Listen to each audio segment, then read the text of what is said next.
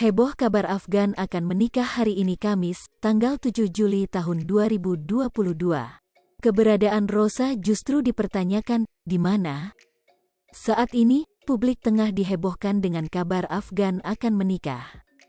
Afgan diisukan akan menikah dengan seorang wanita yang bukan dari kalangan artis yang bernama yakni Malika Bestari.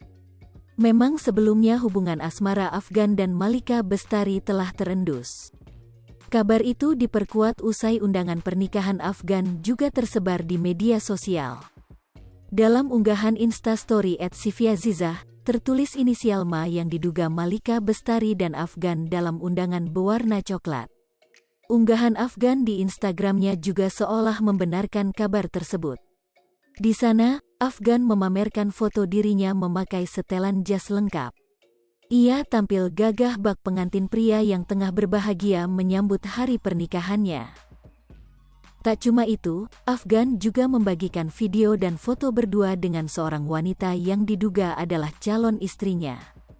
Hanya saja, ia tak menampakkan sedikitpun wajah calon istrinya tersebut. Dalam captionnya, Afgan diketahui akan menikah hari ini Kamis, tanggal 7 Juli tahun 2022. We'll tell you all about it tomorrow, tulisnya, dilansir Tribun Style pada Rabu, tanggal 6 Juli tahun 2022.